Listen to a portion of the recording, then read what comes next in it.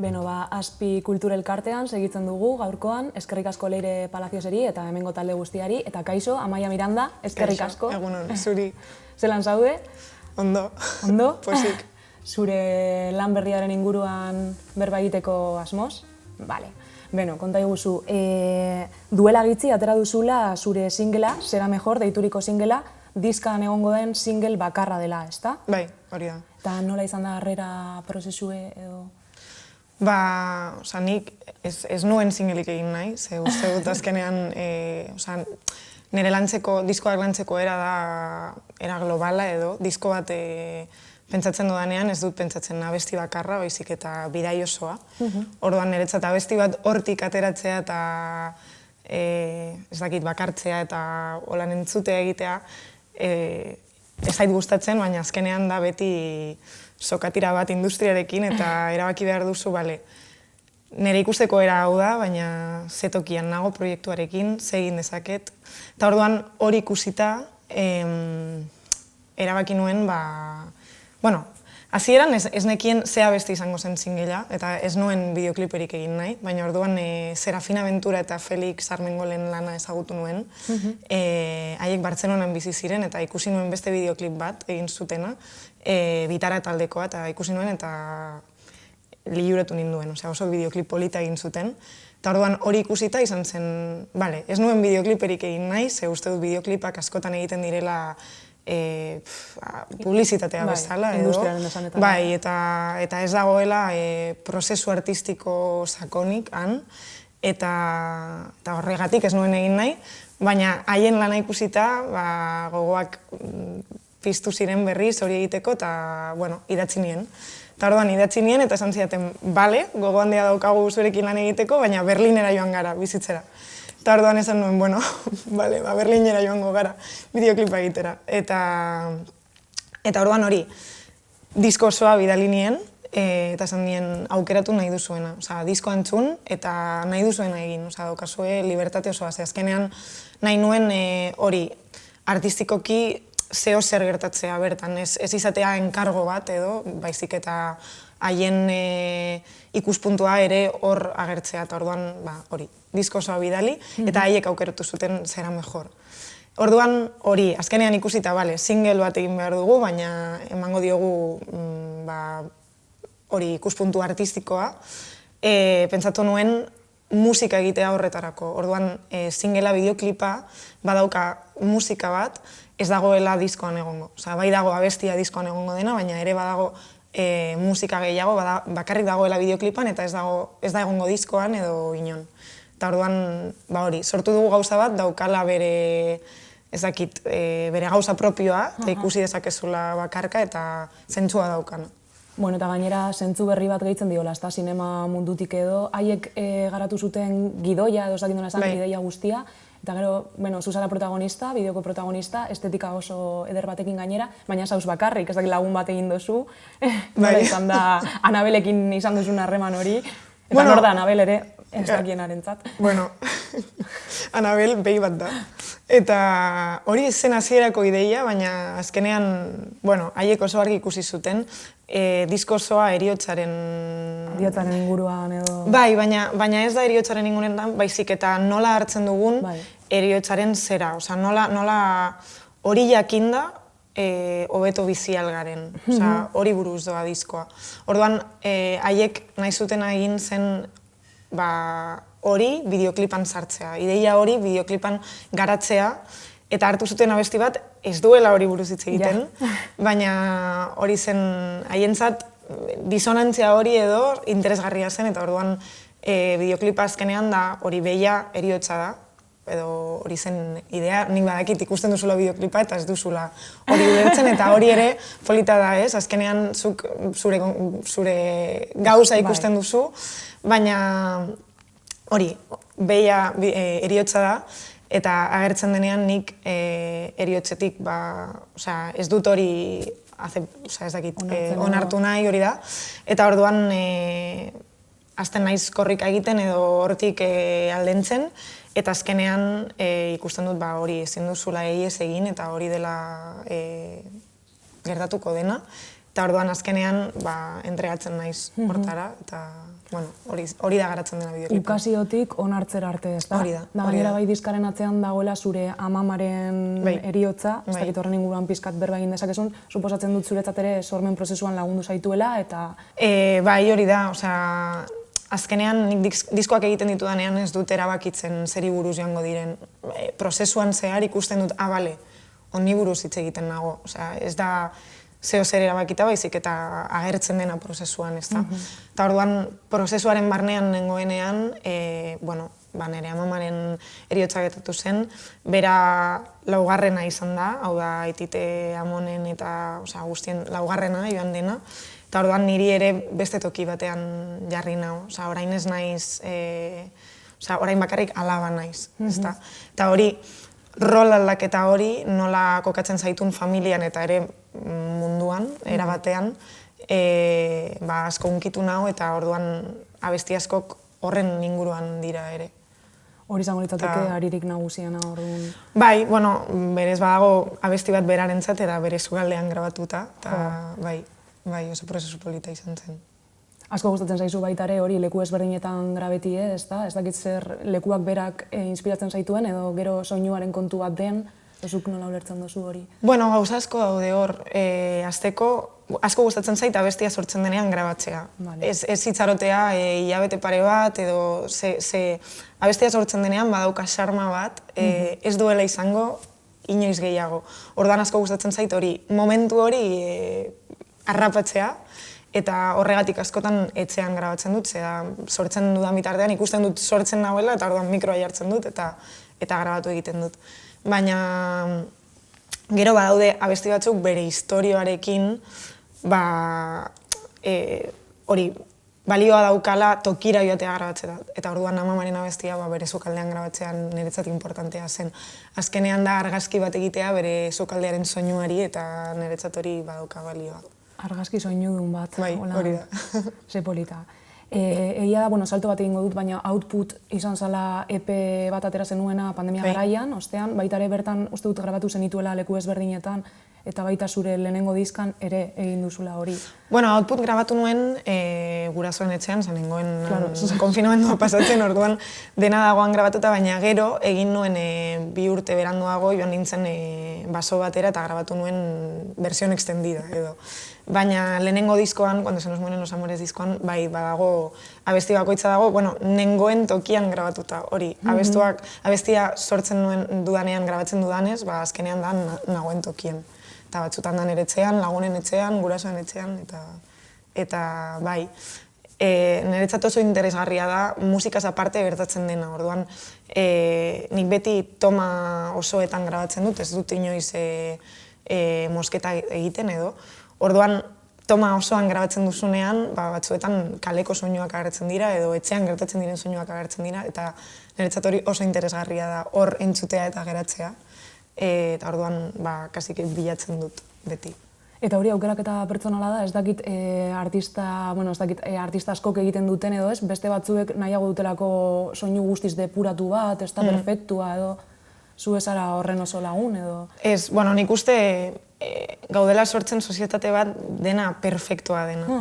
Egiten dugu, bai, beste arloetan ere, ez bakarrik musikan, daudela retoki asko, inteligentzia artifiziala, badaudela erramintazko egiten dutela perfekzio bat dagoela han referente bezala, eta niretzat hori ez da interesgarria, ez da egia azkenean.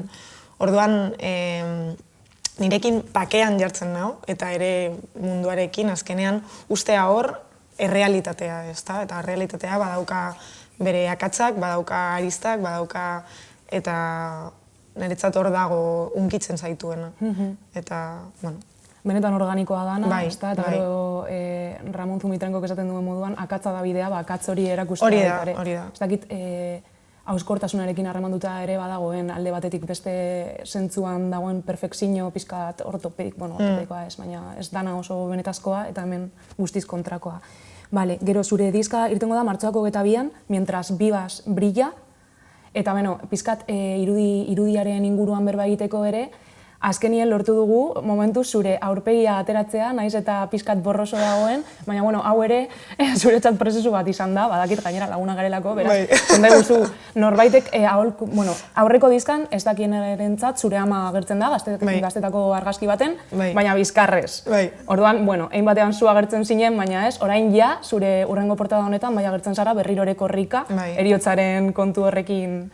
Bueno, eske niretzat ja kasi da gauza politikoa. Uste dut gaur egun dagoela la imagen, badago hor erlijio bat bezala, eta da gauzarik importanteena askotan musikaren aurretik jartzen dugu, musikarloan, eta niretzat hori gauza zoroa da. Orduan, niretzat nire aurpegia ezagertzea hor bada gauza kasi politikoa, baina bueno, kasu honetan, azkenean nire aurpegia agertzen da, baina ez zen hasierako ideia, baina landu nituen argazkiak Lorenarekin, bera da Brasileko argazkilaria, eta Bartzelonan zegoen justo bere lananik asko miresten dut, pilo bat gustatzen zait bere lana, eta berak argazki hauek egin zituen, eta bidaltzerakoan ikusi nituenean esan zen, argazki oso onak dira, erabili behar ditugu, ze musikarekin konexioa daukate, musikak sortzen duena islatzen dute edo, eta orduan hor geratu dira. Eta oso politak dira, bueno, gonbidatuko dugu jendea begiratzeko, da ez badu entzun oraindik abestia baita ere entzun dezan. Gero, zuk nola azalduko zenuke zure bilakaera, zure lehenengo diska luzetik bigarrenera, ezta? Haure beste elkarrizketa batzuetan irakurri dotzut. Baina egia da, agian argitsuagoa dela bigarren hau, naiz eta heriotzaren inguruan berba egin, eta gainera hori ere logikoa da zuk esan duzunagatik. Ez dugula zertan heriotzaren inguruan tristura guztiz, edo tristurarekin bakarrik berba egin behar. Nola ikusten duzu zuk bilakaera zuretzat zein izan da prozesu natural hori artista gisa? Bueno, hori argitasunarena edo uste dut jendeak esan behar duela. Niretzat ez da egon bilakaera handirik. Niretzat interesgarria da gauza bat hartu eta bertan sakondu. Uste dut gaur egun aldatu behar zarela momentu guztietan. Ez dagoela ezer estatiko. Dagoela balioa hori aldaketan eta beti gauza berriak egitean. Eta orduan niretzat da, soinu hau aurkitu dut, orain nago soinu honekin flipatua, eta hemen sakondu nahi dut, eta benetan ulertu. Eta ez dakit, errepikatzea eta sakontzean niretzat importante dira. Eta orduan ez dut uste bilakaerarik dagoen baizik eta kontinuazio bat edo. Bueno, hori da, dan aldatzen da etengabean, baina liberean zerbait ez da aldatzen. Hori da. Bai, muina edo ez da aldatzen. Hori da. Bale, gero, badau beste klabe garrantzitsu bat, gainera gustatu zait asko, Harry Potterren fana ere bagarelako biak, baina aurkitu zenuela gitarra bat, eta bariten inguruko hausnarketa ederra egiten dozu. Konta iguzu, Argentinako gitarra hori, 1913koa, eta nola aukeratzen dituzte baita ere gitarrak aukeratzen du musikaria. Bai, guztiz. Bueno, nengoen, Buenos Airesen nengoen Amaiarekin jotzen, beste Amaiarekin jotzen, eta bertan, kaletik nengoen eta ikusi nuen gitarra, eta izan zen, maite mindu nintzen, pilo bat, baina momentu horretan ezin nintzen gelditu hor, eta izan zen, pues jazta, ez naiz geldituko gitarra frogatzera edo, baina 5 egun pasatu ziren eta berriz topatu nintzen gitarrarekin leku berean, eta ez nekien leku berdinean nengoela, eta izan zen, hau da seinal bat, sartu behar naiz, eta gitarra frogatu. Eta hori, gitarrak, ezke nik uste ez dituzula aukeratzen zuk, gitarra eskoetan daukazu eta bada sentsazio bat, es como un match, en plan, clarísimo. Orduan, gitarra hori Valentziakoa zen, Valentzian eginda, eta Buenos Airesera joan zen ez dakit noiz, eta orain, bueltatu da ona. Zure eskuetan. Hori da. Nik uste ere gitarra bakoitzak abesti batzuk dituela barruan, eta orduan gitarra hau ekarri ditu diskonen ia abesti guztiak, eta orduan oso polita izan da. Gainean diskoan badago abesti bat dela Santa Fe, eta Santa Fe da musika denda zegoen kalea, eta orduan da pizkat homenaje bat horri. Horita da, Miguel Angelek eskulturak egiten zituenean esaten zuen moduan, ez da eskultura basegoela dagoeneko marmolean, gitarran ere badauz abestiak. Bueno, abestiak horrela dira niretzat, badaudela, eta zuk pizkat aurkitzen dituzu, baina ja existitzen direla. Ze polita. Eta martxoako eta bian, estreinatzen duzula diska, zein lekutan ikusi alzaitugu, momentuz edo? Bilbon egon naiz apirilak 6, eta gero Bartzelonan, bueno, igual urrun geratuko da, baina Bartzelonan apirilak 11 gainera oso egun berezia izango da, ze bertan bai egongo dira kontzertuaren argi guztiak eta egongo da nerekin Edna Bravo, dela koroak egingo dituena, diskoaren koroak, eta uste dut oso gauza berezia izango dela. Eta gero, konfirmatzear dago, baina espero dut baietz, Madrilen egongo gara apirilak 18. Ziur baietz. Eta gero, hizkuntzaren inguruan, baitare atera duzulako EP bat ingelesez zala, gehien bat, gero erderaz, euskeraz ere, diska honetan zera aurkituko dugu edo? Disko hau da, bueno, badaude abesti asko bakarrik gitarrarekin direnak, eta gero gaztelaniaz daude asko, gauza asko eta katalanez dago abesti bat. Azkenean nik duela 12 urte Bartzelonan bizi naiz, eta nik bertan katalanez egiten dut beti, eta bueno, da nire eguneroko hizkuntza orain eta orduan abesti hori atera zen. Niretzat ere hizkuntzarena ez dut aukeratzen, hasten dut abesti bat eta abestiak abesten dit ze hizkuntzan dagoen. Eta nik bakarrik jarraitzen dut hori, orduan. Doinu bakoitzak ere eskatuko du hizkuntza bat. Eta zure lehenengo abestia da katalanieraz, 12 urte gero bai. Bai. Eta nola... Bueno, a ver zer esaten duten Katalunian, baina bai. Ziur ondo dagoela. Eta, beno, esan zenuena, duela 12 urte jun zinen Bartzelonara, esmuken ikastera. Bai, hori da. Nola izan zen esperientzia, ez da, 18 urterekin jun zinen hemendik, eta gero bertan geratu zarela dirudi, gutxienez momentuz, ez dakit batzutan falta motatzen duzun, edo gustatuko litzaizuken gehiago jotzea hemendik ere, edo, beno, azkenean, ez dakit nola... Bai, bueno, azkenean hori, duela 12 urte nagoan, baina ere egon naiz hemen bueltatu nintzen urte bat eta erdi, Madrilen egon naiz, bueno, bidaietzen beti, eta gero biran zaudenean ere beste talde batzuekin beti bidean zaude eta zaude hiri batean. Baina bai, asko, faltan botatzen dut hemen egotea asko, baina gaur egun lan gehiago daukat han, espero dute urteekin hori aldatzen joatea, eta pilo bat gustatuko litzaidake hemen kontzertu gehiago izatea bai, baina bueno, poliki. Hori da, helduko da. Orain, bueno, gainera aipatu duzu pizka bat, baina, bueno, kontzertu batzuk izan berri dituzu, eta gaur ere izango duzu, baina kolaborazio batzuekin. Bai. Ez dakit nola daramazun, bueno, ondo, suposatzen dut, baina estrenatu berri zara, Gorka Urbizuren diska super ezagunan parte hartzen, nolakoa izaten ari da esperientzia? Oso esperientzia polita, bai. Oso polita izaten, diskoan niri, Gorkak bidali zidanean izan zen, entzun nuenean, negar egin nuen goiz osoa, bai, pilo bat gustatu zitzaidan diskoa. Eta orduan, gainera musikari guztiak miresten ditut, oso pertsona politak dira, eta orduan, hori, bidai polita, bai. Sinergien bidezko bidaia, eta baita ere hemengo holtzetara hurbiltzeko erabat nik uste dut bada, ez da. Hori da. Gero beste kolaborazio bat niri pertsonalki asko gustatu zaidana izan dela Moranteren azkenengo diskan egin duzuna, ez dakit nondik atera zen Arriltza abesti hori, ere improvisazio... Impro bat izan zen, bai. Matzi izan zenuten zuen artean ere. Bai, estudioa joan nintzen, berarekin eta Aitor Etxebarriarekin ekoizlea.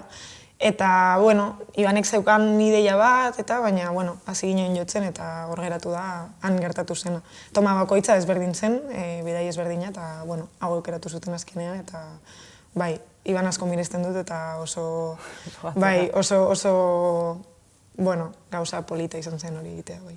Eta nola mazu hainbat eta hainbat lekutan egotea, ezta? Beste hainbat proiektutan egotea, eta gero zure proiektuarekin nola daramazu esan duzu lehen nekatuta zauzela, baina horretaz gain, nola eraman daiteken hori, edo zeintzuk dira zure... Alde batetik nik ikusten dut, suerte handia, suerte itzela dela eta privilegio handia ere. Uste dute oso sektore prekarioa dela musikariena, eta orduan lana izatea eta bakarrik hau egitea bizitzan, suerte itzela da niretzat. Eta orduan hori ikusi dezaket, eta hori, oso pozik nago alde horretatik. Beste aldetik, egia da, nekatuta zaudela, azkenean badukazu buruan gauz asko, beti bidaiatzen, ez duzu zuretzea ez dago inon. Eta orduan, baina, azkenean badukazu ondo mantentzen zaituen gauzak, ez dakit, hori, korrika egitea joatera,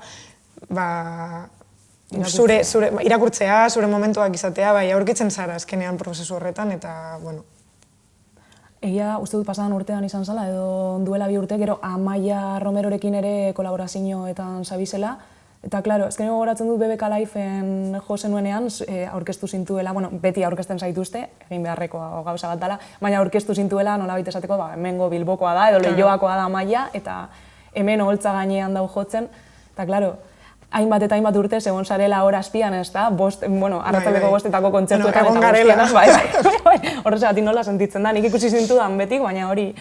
Bai, bizitzako kontzertuik igual berezian, ze hori, gizu egon garela BBK Lifean, urtero eta urtero, 15 urteekin, eta orduan oso berezia izan zen, bai, jo egitea, eta beste aldean egotea, publikoa ikustean, eta bai.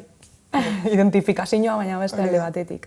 Eta gero bai, zure lan pertsonalera itzuliz, agian egia da beste target moduko bat daukazula, edo, printzipioz, nor daki bihar, baina makro jaialdiak eta agian ez direla zure oholtza nagusiak, ez da zu antzerkietan edo udaletxeetan mugitzen zara gehiago, edo ez dakit hori... Bueno, makro jaialdiak, azkenean musikari min handia egiten diote, ze bada oso industria, ez dakit nola esan, baina agresiboa, eta orduan nire musikarekin hor egotea ez da objektiboa, ez zait gustatzen makrofestivalen filosofia. Orduan ez naiz bertara begiratzen. Eta ere uste dut musika ondo entzuteko eta preziatzeko leku handiak ez direla tokia. Azkenean, zu musikari bat ikusi nahi duzunean, bere hurbiltasuna sentitu nabaritu nahi duzula, soinua ondo entzun nahi duzula, eta azkenean makrofestibaletan jende asko ez dago musikaren aldetik, dago festa egiten, baina ez daude berez musika entzuten, eta gainera dimensio handi horiek, niri ez zait gustatzen, ez da holtzen, ez da ikusle bezala, egin dut bizitzan esan dugun bezala, baina igual nera behan nintzenean edo, baina orain ez da nire toki, ezakit, ez zait gustatzen toki hori musika entzuteko, ez da jo egiteko, ez da entzuteko. Orduan, nire musikaren aldetik uste dut, egiten dudana ez da mainstream eta ez dut zeo zer mainstream egin nahi, ezkenean, eta orduan ez da objektiboa. Beti kontzertu txikiak eta entzuleak belarriak irekita daukaten tokietan egotea da nire nahia edo. Bai, edo naturan bezalako lekuetan baita ere ez bakarrik grabatu, baina gero jotzea bertan izan behar du baita ere, bai ez da. Biba jaialdian edo... Bida. Bida, hori barkatu, biba, pentsatzen nuen zela.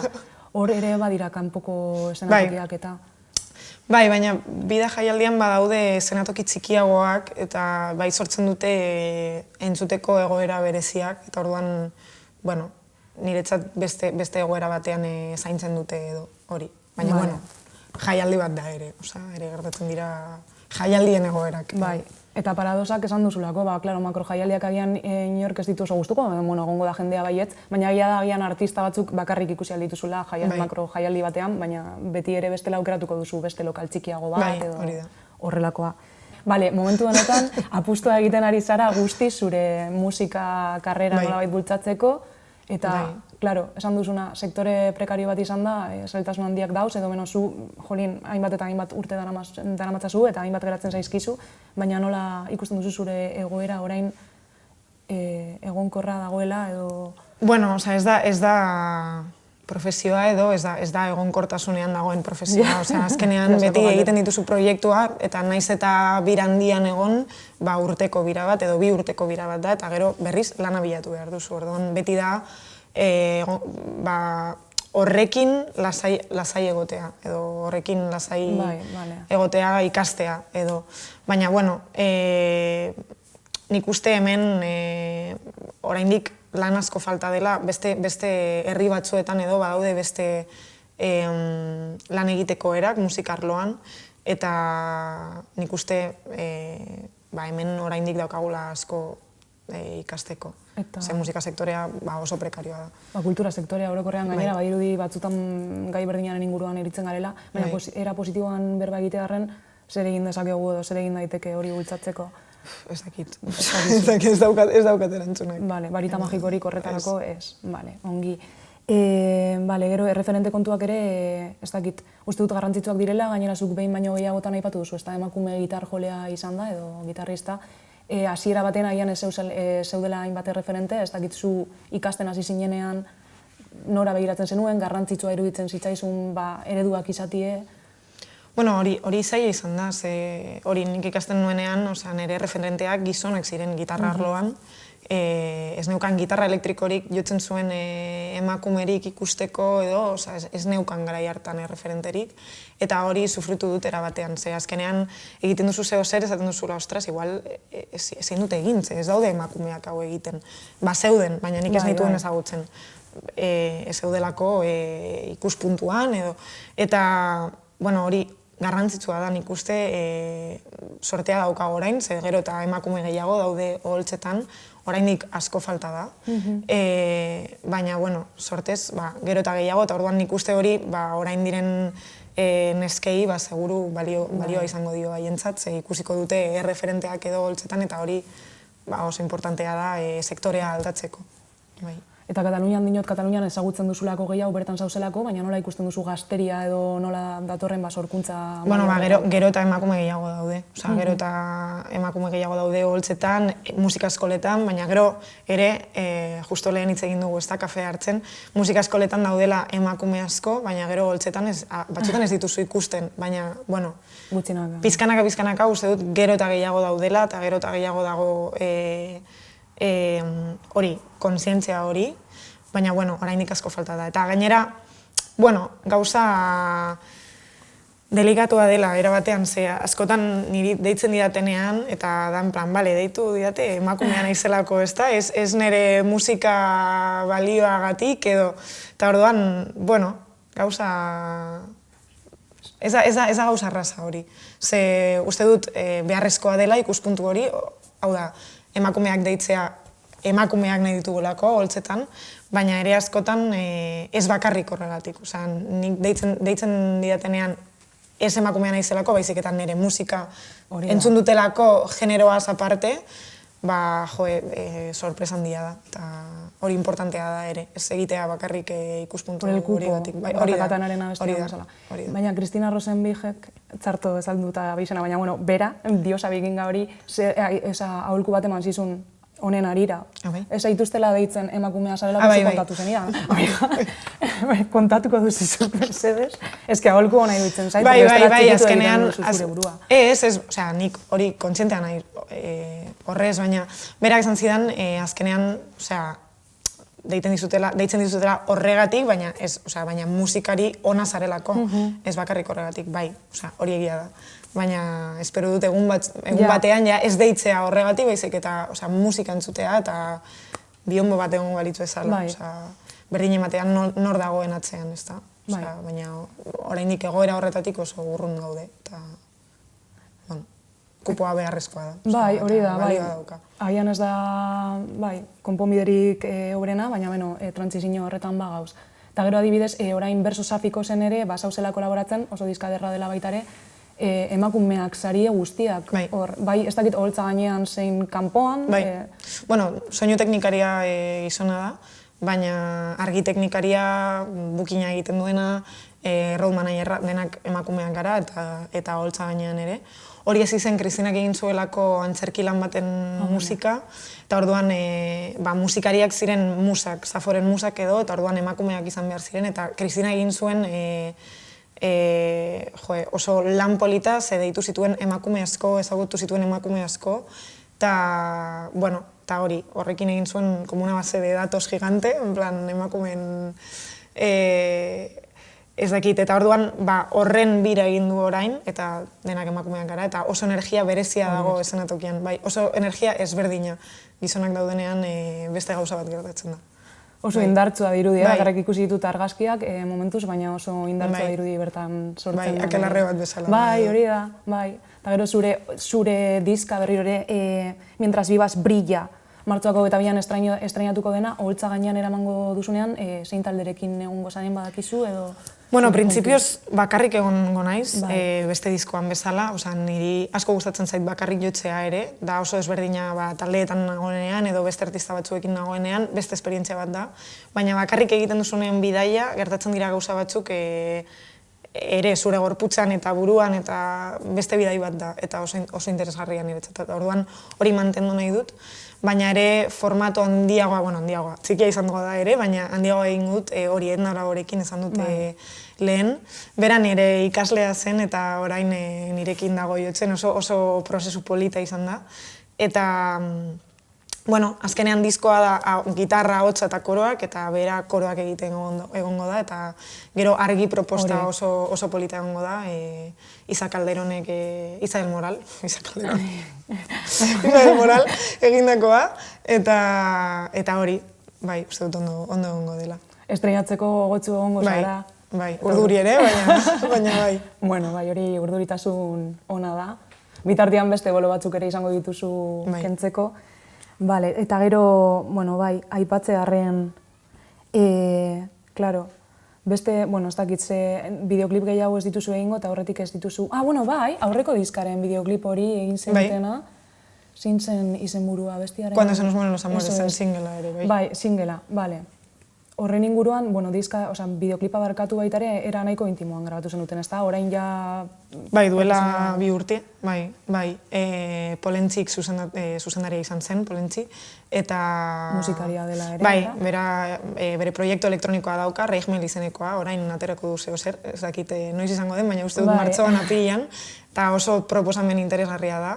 Eta berak zuzendu zuen, eta egin genuen Laida eta Laga tartean, bertan, eta, bueno, oso egun txarra izan zen, euria zegoen, baina kriston euria, baina oso polita geratu zen azkenean ere, oso ideia simplea, niri hori asko gustatzen zait, ez egitean fuegos artifiziales, baizik eta ideia simplea egitea eta ideia hori garatzea, eta hori izan zen bideokliparen objektiboa edo, eta, bai, bueno, hor dago ikusteko. Bai, hori da, hori ikusteko, eta besteare, bueltatu nahi nuela Berlineko bideoklipera, bidaia bat izan dalako baitare grabaketa bera, ez da? Bai. Osa, beste egunean, bueno, sare sozialetan ikusi nizun hainbat informazio horren inguruan, zapatak apurtu zitzaizkizula, euri pilo bat ere egin zuela, etxean bezala, orduan, sentitu zinen. Bai, hori da. Grabatzen dudanean beti euria egingo du, hori ja badakit, orduan, jazta. Behar duzunean euria agian ez. Bideoklip euritsuak egiten ditut bakarrik, hori da nire generoa. Marka pertsonala. Ederra, kritikariak entzun desaten. Bere bideoklip euritzu berri honetan. Hori da. Amaia ba, eskerrik asko. Ia laster gauzen, eta bitartean ikusiko zaitut holtza gainean. Eskerrik asko. Zuri.